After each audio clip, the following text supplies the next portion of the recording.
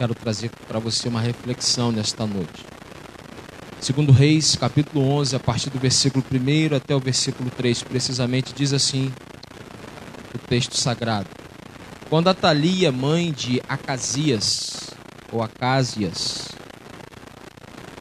viu que seu filho era morto, levantou-se e destruiu toda a descendência real.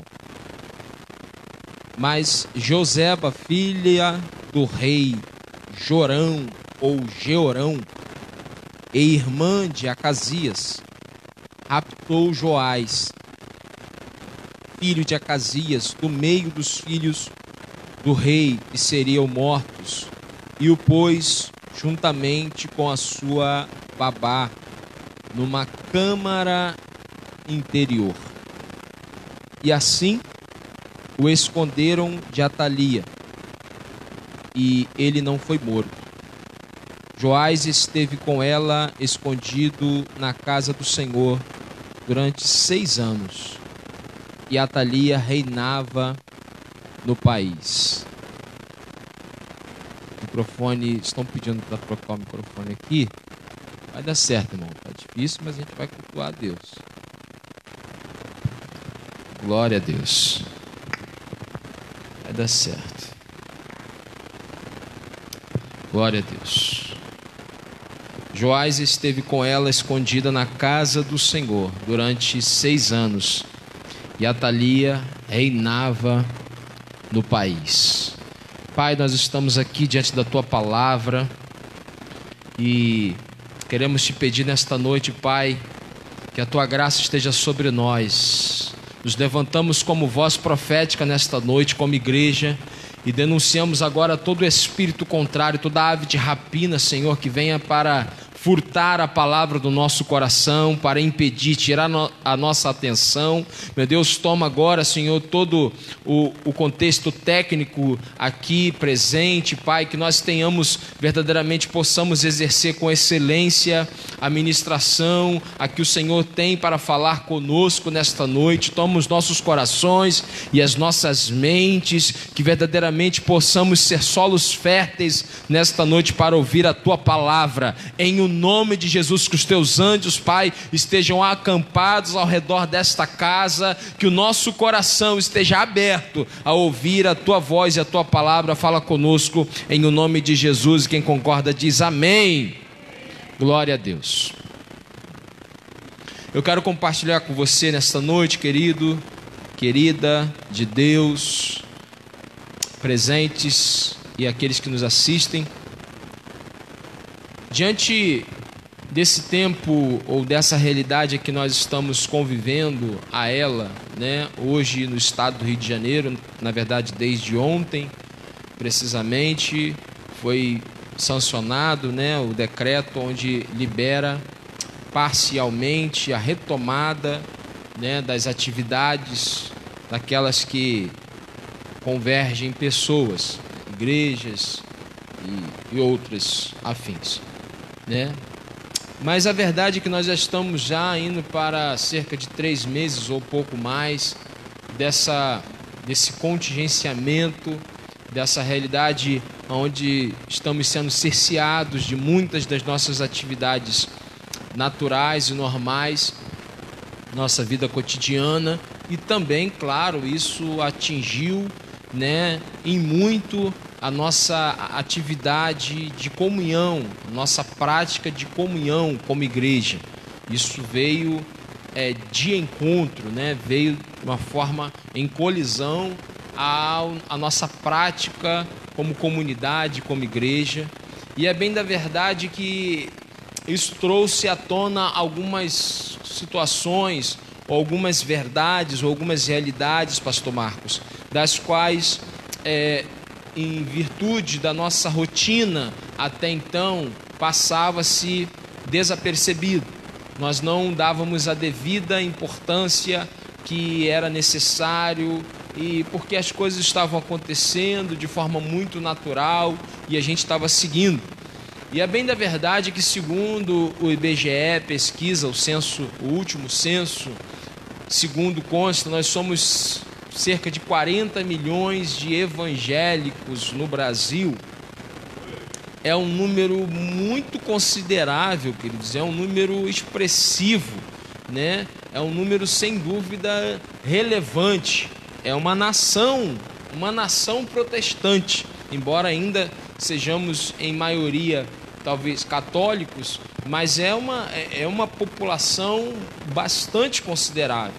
Mas o paradoxo deste número, ou o paradoxo apresentado a este número, é que temos uma população aonde 40 milhões, ou talvez, né, aí, um quarto dessa população professa uma fé, ou diz ser cristão, né? E, no entanto, nós temos uma realidade tão pífia da nossa vida cristã, uma realidade tão medíocre como igreja, uma consciência tão limitada do que é essa igreja.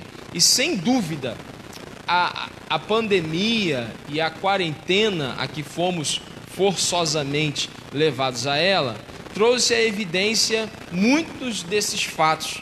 Me dei o trabalho, se é que é trabalho, mas eu estive sim verificando, porque muitas igrejas, assim como nós estamos fazendo aqui, acessando casas e lares, e é um privilégio, agradecemos a Deus por você nos permitir entrar na sua casa através desse meio de comunicação, mas muitas igrejas se propuseram a fazer lives, a fazer transmissão, e eu me dei ao trabalho de procurar, de assistir muitas delas, ou a boa parte delas.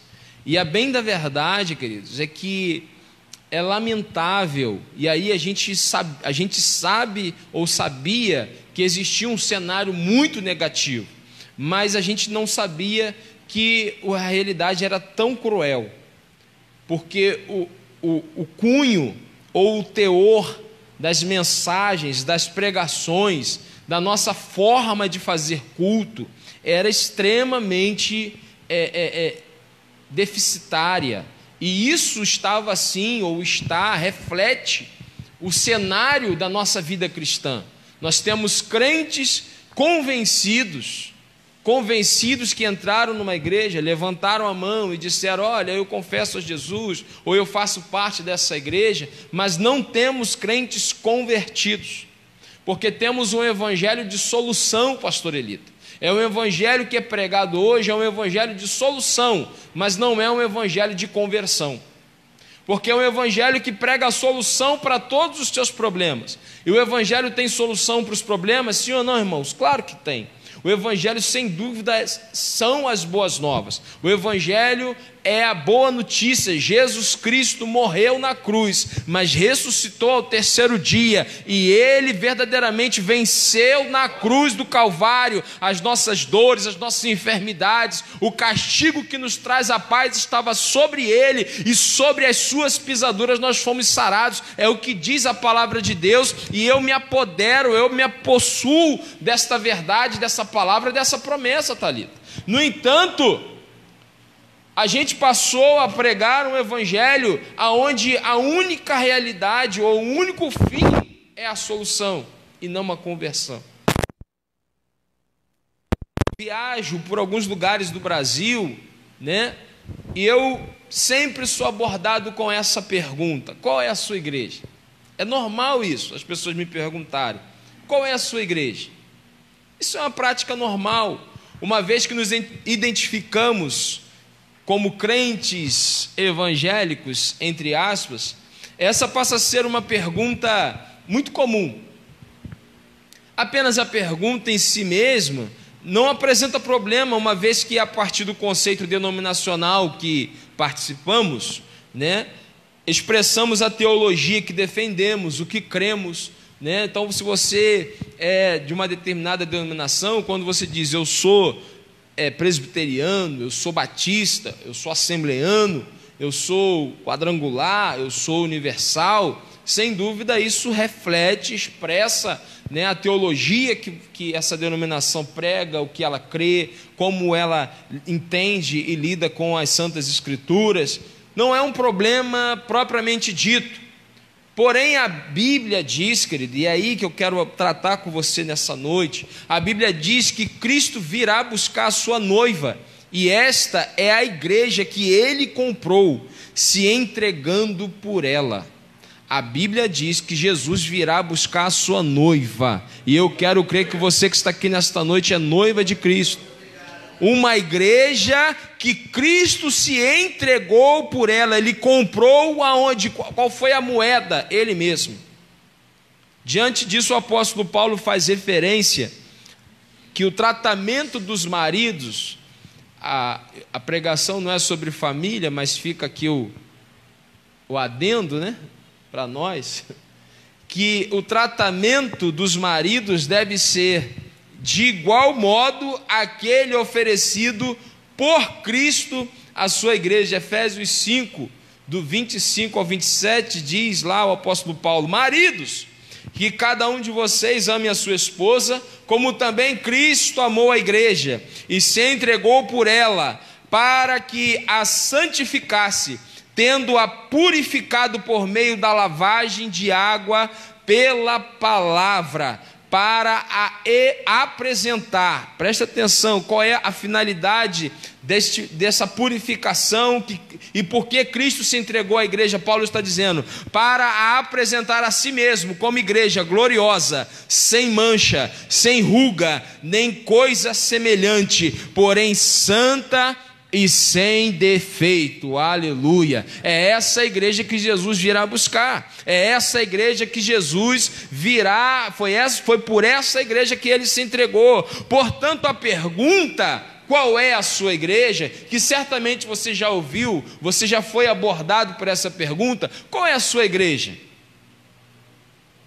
A pergunta vai além da placa que o prédio da sua denominação ostenta. Então a pergunta cabe: qual é a sua igreja? Se tivéssemos aqui mais próximos, a gente está distante por conta da imposição e da necessidade, eu diria: pergunte para quem está do seu lado, qual é a sua igreja? Mas fica a reflexão para você: qual é a sua igreja? Logo que Jezabel,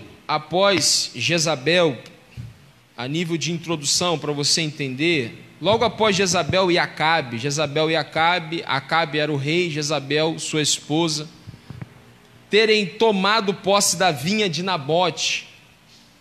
Eu estou citando aqui uma história registrada em 1 Reis, capítulo 21. E isso depois deles terem acusado injustamente Nabote e sentenciado à morte. E agora usurpando daquilo que, portanto, não era deles de direito, o profeta Elias proferiu a sentença de Deus para a dinastia do rei Acabe. Então, Acabe queria muito aquela vinha, ele queria muito porque ficava próximo do seu palácio, e ele pede a Nabote para negociar a vinha, para que Nabote a entregue para ele. Mas Nabote diz: eu não posso te vender algo que é da minha família, que faz parte da minha família, que está com a minha família, a herança, isso é inegociável. Ainda que você me oferecesse valor infinito, eu não posso, isso não tem preço, isso tem valor, porque tem coisas na vida, querido, que tem valor e não tem preço. O problema é quando a gente dá preço àquilo que tem valor. Família tem valor, não tem preço. A sua fé, ela tem valor, ela não tem preço. O problema da igreja nesses dias é porque estamos dando preço àquilo que tem valor. Pois bem, e aí o profeta Elias aparece nesse cenário uma vez mais, e aí precisamente no versículos 19 a 21, você tem lá registrado o profeta Elias dizendo, ou liberando a sentença, proferindo a sentença contra Acabe e a sua dinastia: você matou e ainda por cima tomou a herança. E diz o Senhor, assim diz o Senhor falando através do profeta Elias: no mesmo lugar onde os cães lamberam o sangue de Nabote, cães lamberão o seu sangue, sim, o seu sangue. Eis que trarei o mal sobre você, arrancarei a sua posteridade e exterminarei de Acabe todos do sexo masculino, quer escravo, quer livre, em Israel. 1 Reis 21, do 19 ao 21. Então havia uma sentença de Deus para este rei, para essa família. O Senhor se aborreceu de Acabe por pecados, pela idolatria que ele trouxe para o povo, porque trouxe costumes as quais o Senhor não havia dito para a nação, não havia ensinado a nação através dos predecessores, daqueles que foram antes daquele rei, e agora havia uma sentença de Deus: o Senhor vai acabar com a tua dinastia, vai exterminar todos, não vai sobrar ninguém. Sabe, queridos, e essa sentença que começa a se cumprir a partir do capítulo 9 do livro de 2 Reis, preste bem atenção, com a unção do rei Jeú, é quando aparece no cenário bíblico, ou no cenário da história de Israel, um rei chamado Jeú. É exatamente nesse período em que morreram os reis Jorão, ou Jeorão, dependendo da sua versão, é a mesma pessoa, e Acasias. Acasias era filho descendente de Acabe. Neste momento da história surgem essas personagens. Que personagens são essas? Atalia e Joseba. Atalia e Joseba. Esses personagens, para mim, elas são muito instrutivas para a nossa realidade desse tempo, porque eu quero tratar dessas personagens e trazer a simbologia, a representatividade dessas duas personagens bíblicas como sendo duas perspectivas da igreja. Atalia, filha de Onri, ou Onri, lá você vai ter isso prescrito em 2 Reis 8, 26, era seu casamento com Jeorão. Ela se casou com Jeorão, rei de Judá, assinalou uma aliança entre os reinos israelitas do norte e do sul, implicando assim numa superioridade para Israel. A morte de seu filho Acasias, então ela teve um filho chamado Acasias. Após o reinado de 1 ano, Acasias vai reinar durante 1 ano e vai morrer. Após a morte de Acasias, do rei Josias, exatamente pelas mãos de Jeú, cumprindo a sentença do profeta Elias. Isso você vai ver prescrito lá já no capítulo de número, precisamente no capítulo número 9, a partir dos versículos ali, dos versículos 35 e 36 e 37, e ele vai morrer. A dinastia de Acabe vai morrer, e Acasias também vai morrer. Quem é Joseba? Joseba, filha de Jorão, ou de Jorão, irmã de Acasias. Essa mulher, Joseba, preste bem atenção nisso, que isso vai mudar a sua vida, isso vai esclarecer você nessa noite. Essa mulher, ela salvou o rei Joás. Então o que está acontecendo?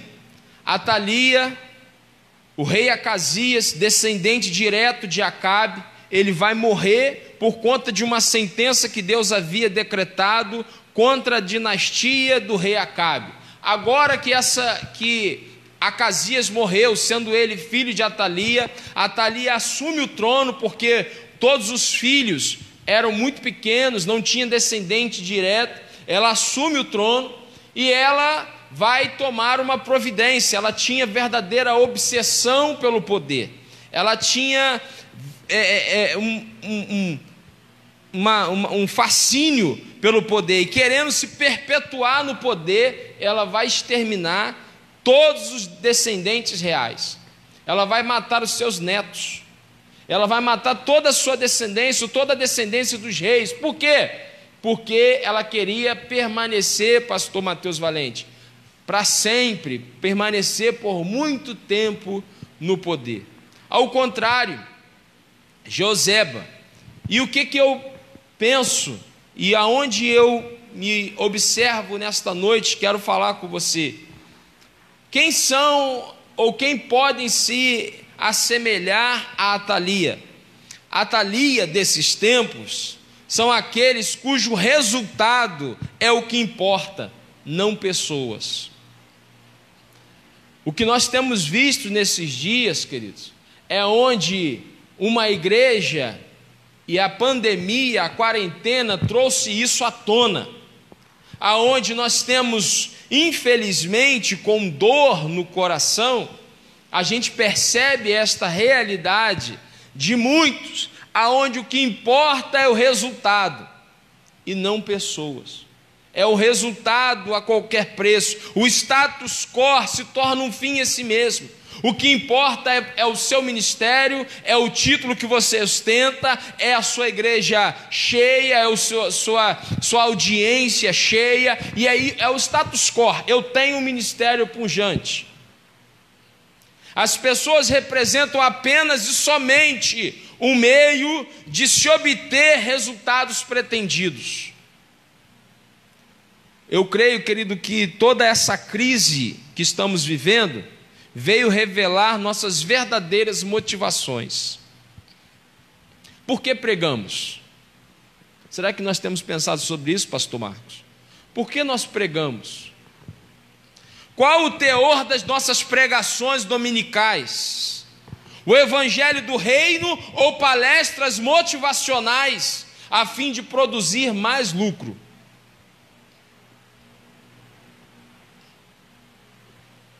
Se nós não refletirmos seriamente, queridos, a pandemia vai acontecer, a quarentena vai acabar, e nós vamos sair dessa realidade, dessa crise, da mesma forma ou pior do que entramos nela.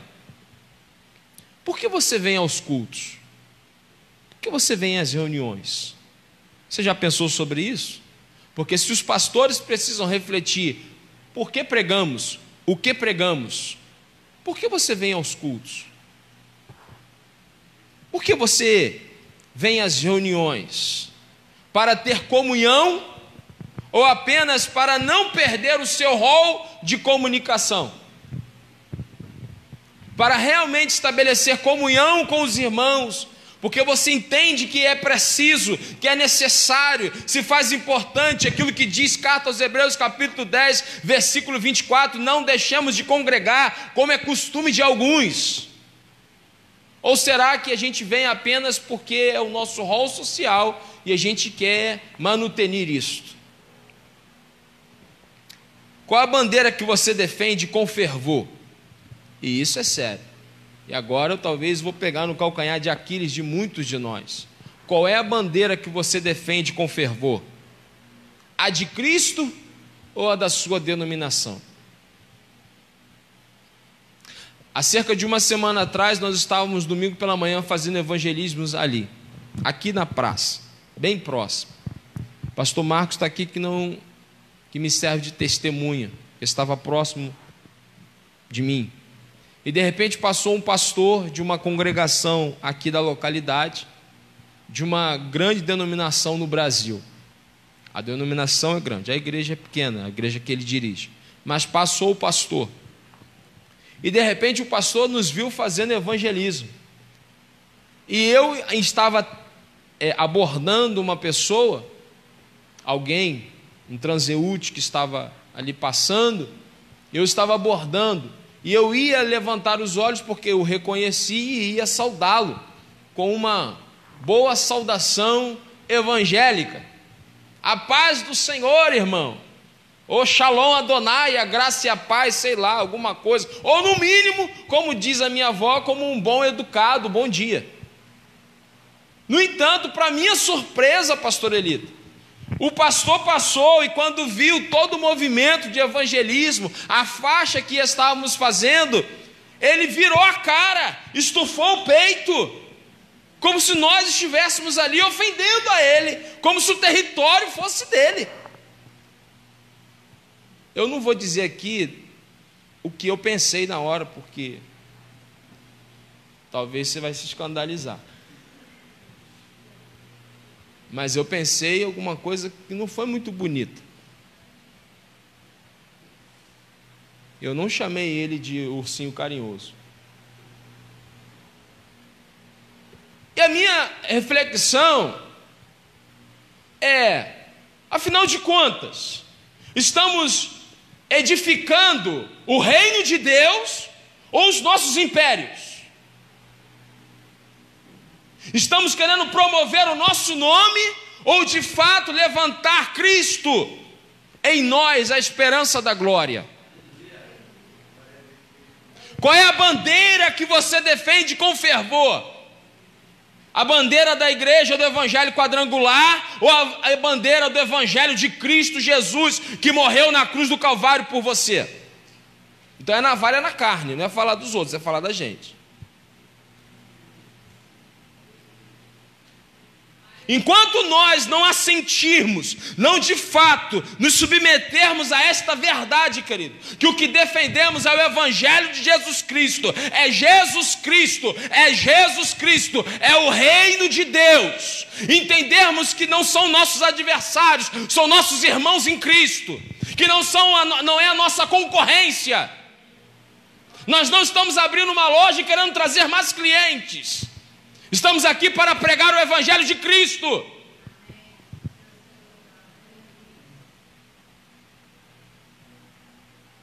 O que você diz que é o seu ministério? É de fato o meio de você expressar serviço ao próximo ou um meio de você ser visto? O que você diz que é o seu ministério? Não, porque eu sou ministro de louvor. Não, porque eu sou pastor. Não, porque eu sou diácono. Porque eu sou bispo, eu sou apóstolo, eu sou Jesus Júnior. Eu sou um querubim da guarda. O que você chama de ministério é de fato o seu ministério, é uma forma de você expressar serviço, porque ministério é isso, é serviço. Ou é um meio de eu me tornar visto?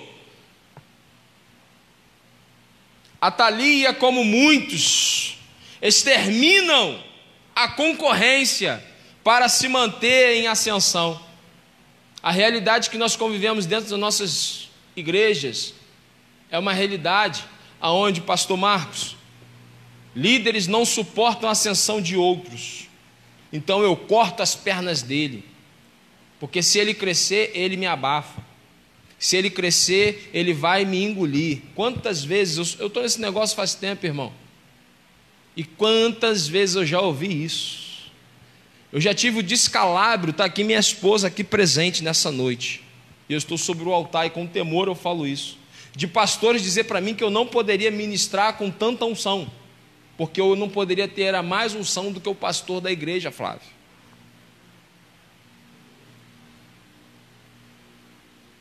Quase dizendo para mim, você precisa pecar um pouco. Eu imaginei isso, deveria ser. Como é que tira a unção? Deve ser pecando, né?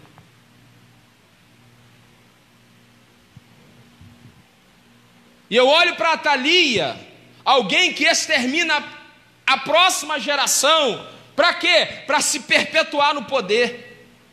O regime imperialista, coronelista. Essa é uma igreja que está aí, querido, em vigência.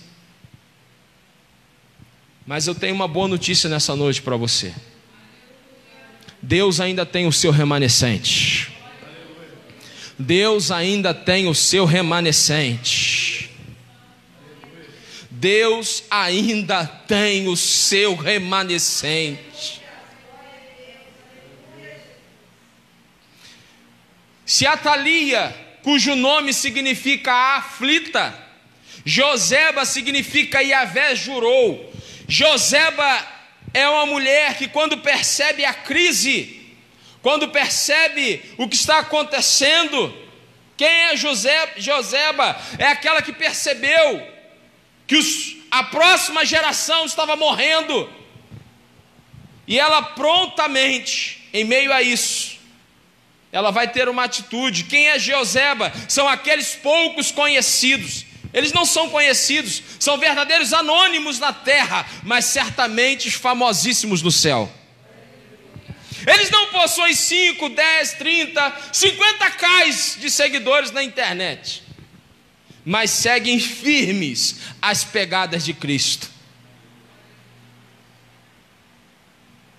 Exatamente em meio à crise, quando uma geração estava sendo exterminada, Joseba vai raptar o menino Joás, de apenas 1 ano de idade, para no tempo devido trazer restauração à nação.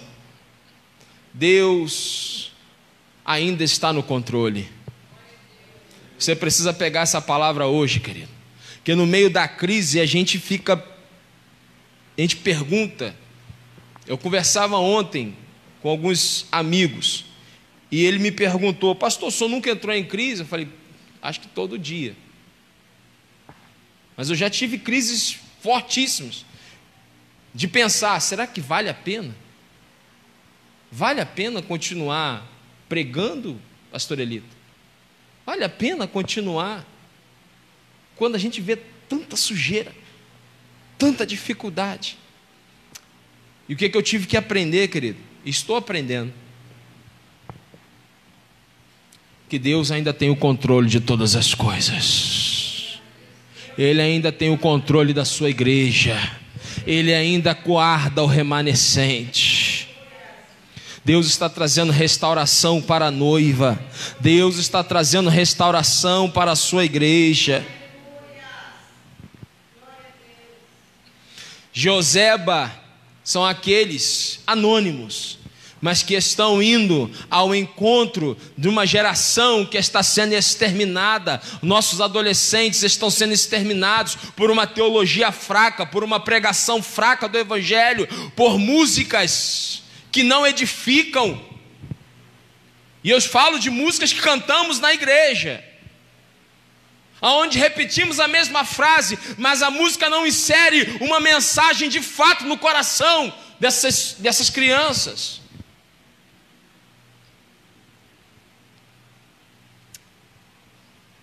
O que Joseba fez? Eu olho para o texto. Joseba, ela primeiro fez com que o menino ficasse numa câmara interior. Você lê isso no texto aí do versículo número 2, precisamente. Mas Joseba, filha do rei Jorão e irmã de Acasias, raptou Joás, filho de Acasias, do meio dos filhos do rei, que seriam mortos, e o pôs juntamente com a sua babá numa câmara interior. Uma câmara interior. Esse era um lugar que, dentre outras aplicações, há outras aplicações para este lugar, mas era onde se depositavam roupas usadas. Olha que interessante. Era um lugar, uma espécie de lavanderia do palácio, aonde se depositavam roupas usadas. Agora olhe para mim. Nossa forma de nos vestir revela os nossos costumes, sim ou não? É claro. Roupa não leva ninguém para o céu, não é verdade? Mas ovelha de Jesus não anda sem lã. Eu gostei dessa. Roupa não leva ninguém para o céu, mas ovelha de Jesus não anda sem lã. Amém, irmã? Hashtag fica a dica. Porque quem vai para o céu sabe o que veste. Mas eu não falo aqui de usos e costumes, eu falo que a nossa roupa, ou aquilo que vestimos, revela o tempo que vivemos. Você lembra de algumas fotos que, se você buscar lá no seu arquivo pessoal, aquela caixa que está lá em cima do guarda-roupa, que você não gosta que ninguém mexe, aí você um dia vai arrumar, fazer aquela faxina, e aí para ver aquelas fotos. E aí surge uma pergunta: como eu vestia isso?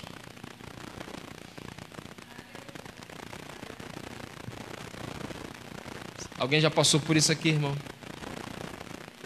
Aleluia.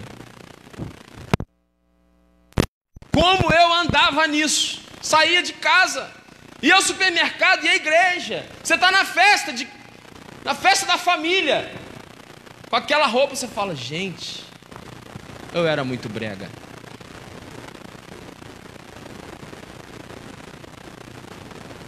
Porque as nossas roupas falam dos nossos costumes.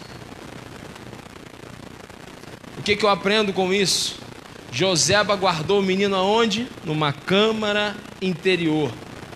Recebe essa palavra hoje do seu coração, em nome de Jesus. Pega isso aqui, irmão. Existe uma geração que está sendo escondida do extermínio evangélico em costumes antigos. Existe uma geração que está sendo escondida do extermínio evangélico em costumes antigos. Mas Deus, que nunca perdeu o controle, está preparando o cenário para que essa geração seja revelada.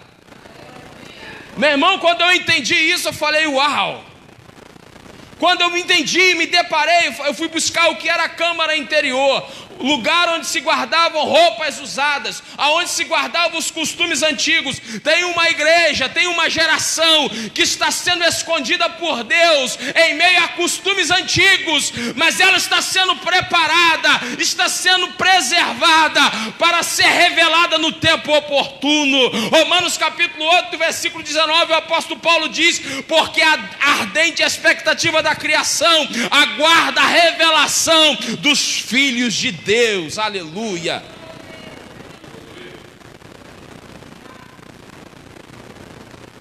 Aleluia. Mas isso é suficiente? Não.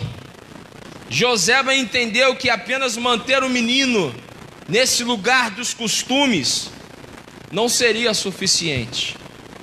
Era preciso levar a um lugar seguro. Um lugar seguro. Olha o texto, versículo 3: Joás esteve com ela escondido na casa do Senhor.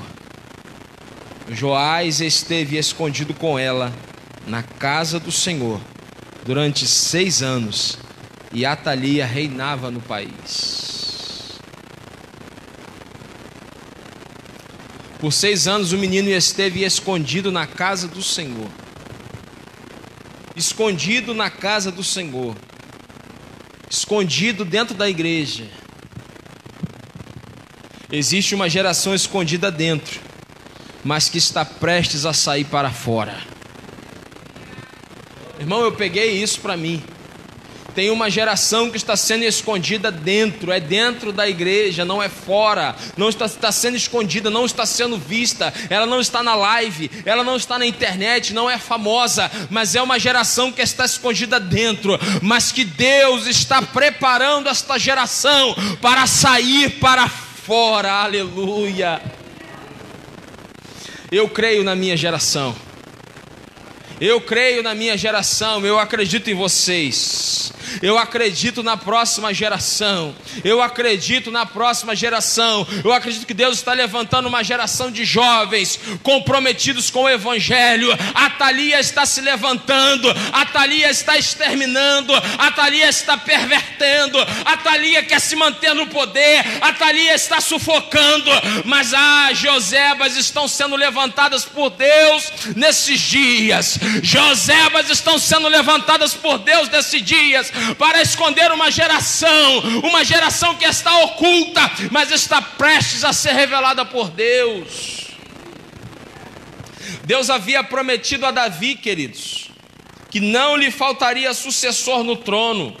Portanto, da descendência de Davi viria o Messias. Então, quem era Joás?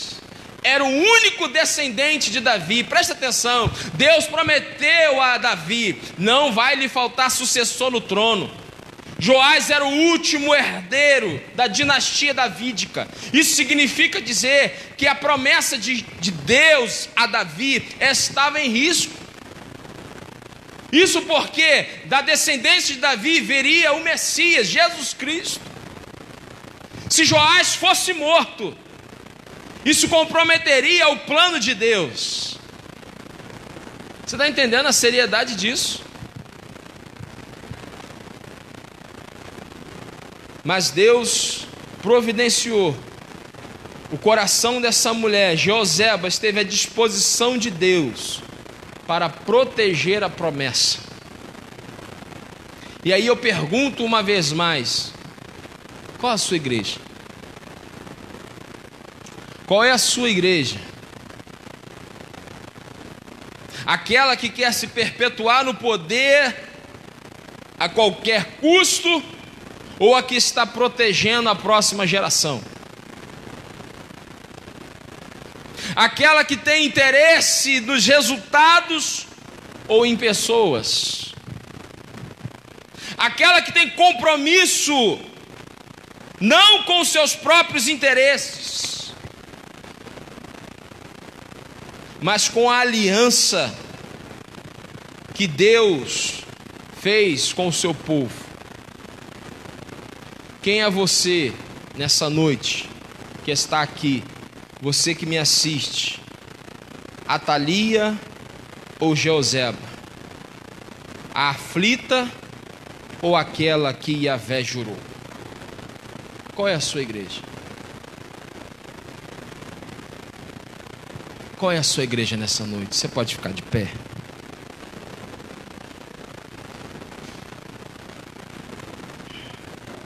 Qual é a sua igreja?